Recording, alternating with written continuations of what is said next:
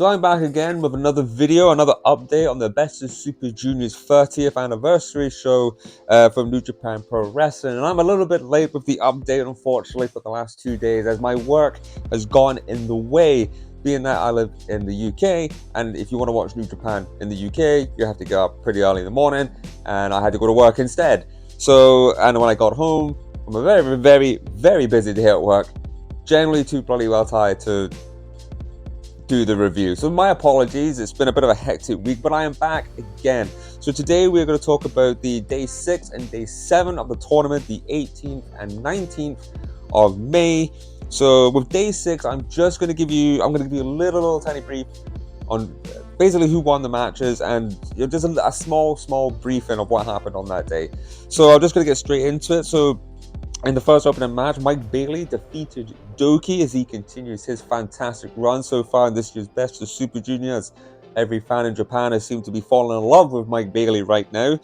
Bushi picked up another win finally. Actually, this is his first win. He picked up a nice win against Kanamura, who has fallen a little bit behind after his great start. After that, we had TJP taking on Takuji, TJP went over in the end, and Takuji is still no win in this year's Best of the Super Juniors. After that, next we had Kevin Knight taking on Dan Maloney, and Kevin Knight went over in this match, and I'm hoping Dan Maloney might get another win or two before the end of this tournament. So after that match, we had another shenanigans match from Sho taking on Ishimori, and Sho actually won in this match. It was the second win of the tournament so far, with a lot of more shenanigans from him and Evil, because it looked like at one point they were going to fall out, but the next night, that turns out to be wrong.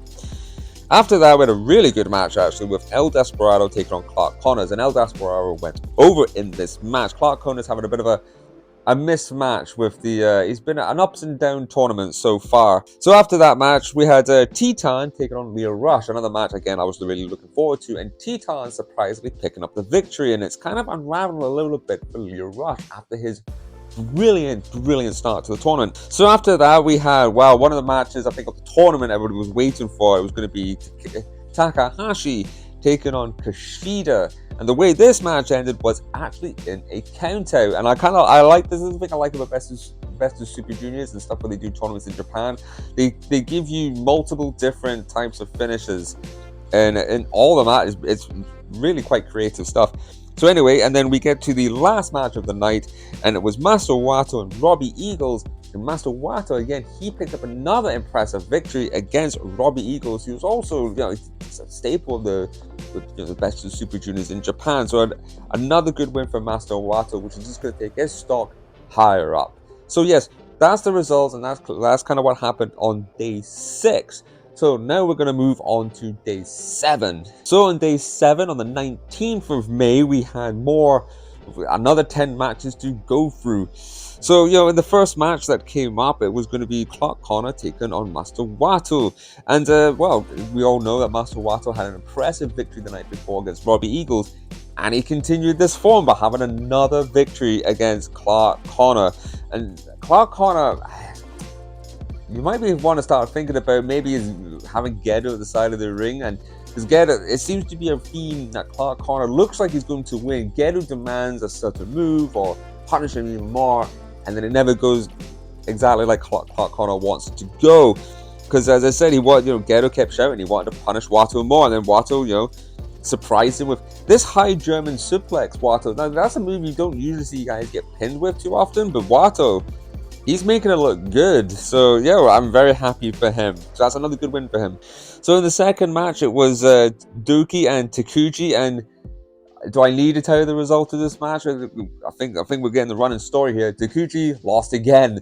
Doki picking up another impressive win. As I said, him and Master Wato have been quite impressive for me in this tournament. I mean, the thing about Takuji, he's been around so long, he can still go.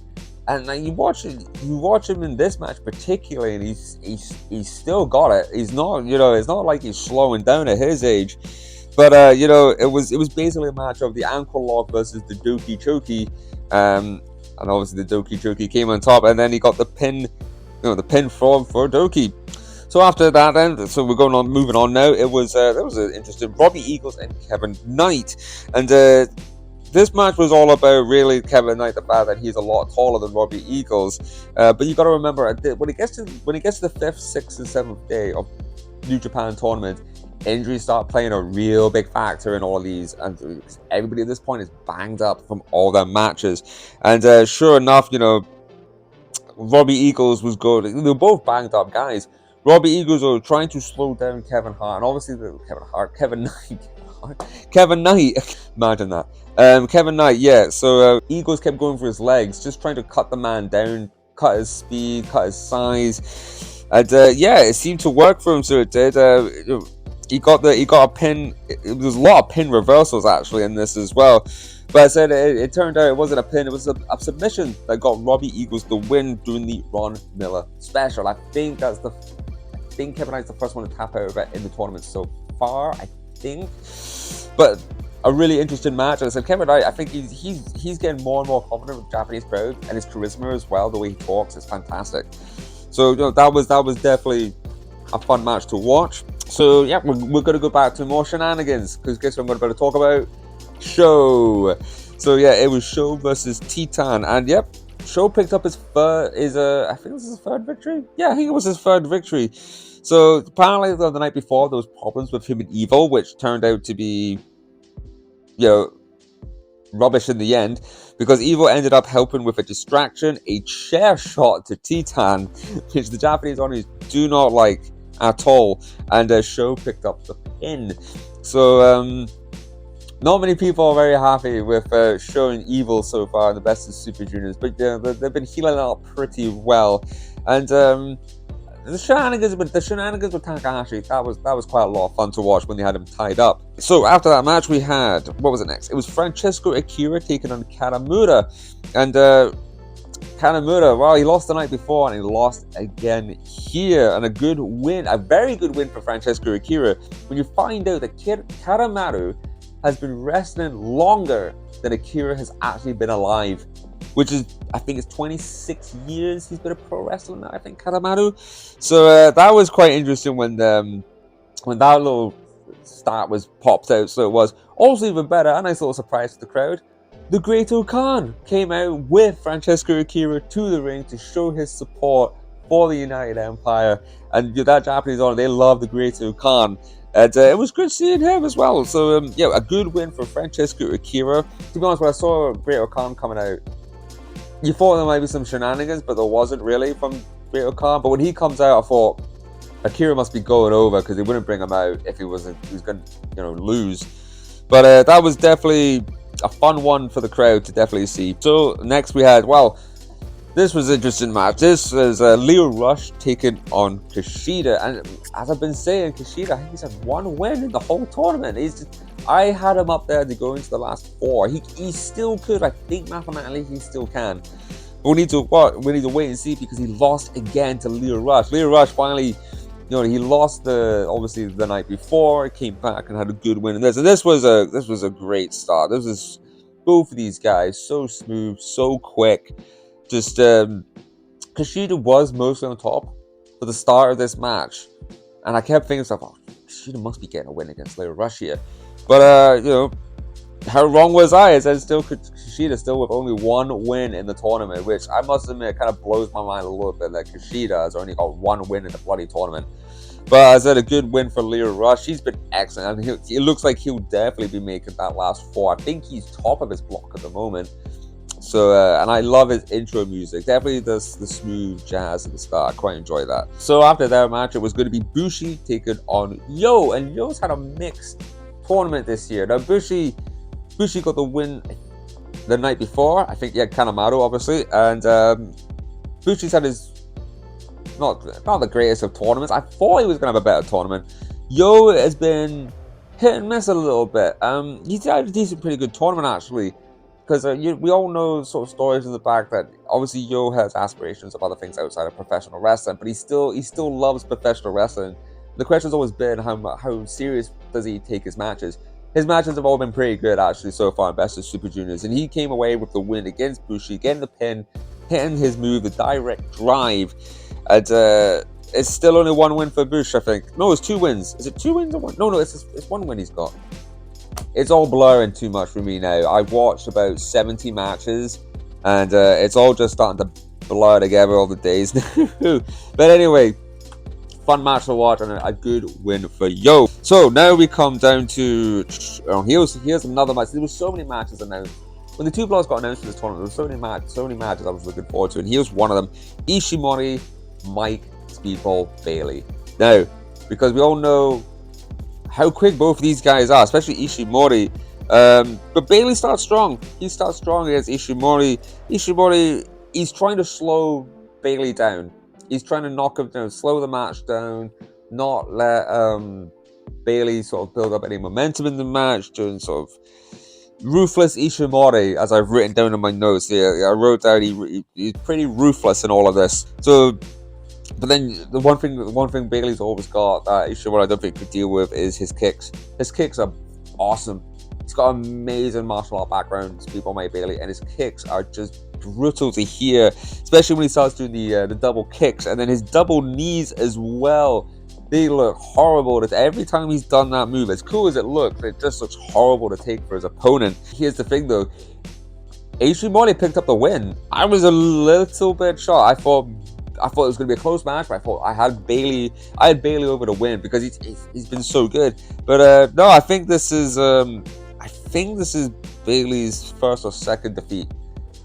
I could be his first defeat, but Ishimori went over. He actually got the submission with the bone lock, which I was a little bit shocked to see Mike Bailey actually just tapping out. But that's what happens. But I'm sure in Speedball's defense, the position he's in, he's pretty much going to make top 4 anyways and make it to the semifinals. So at this late point in the tournament, you can afford to tap out here and there. So he's got a match. We got tomorrow. We got Sunday. I'm expecting Speedball to come back with a win. Anyways, we come to after that. We've got the Englishman Dan Maloney taking on Despy himself, El Desperado, and Dan Maloney. Well, he had a great start to the tournament. It's died down a little bit. He said he won. He lost the night before.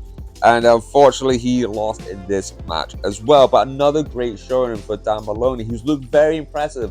Very impressive for someone who I must admit, it was kind of a last day. I was expecting to see a best of Super Juniors, but he's been so impressive in everything. And he's definitely endearing himself to the Japanese audience.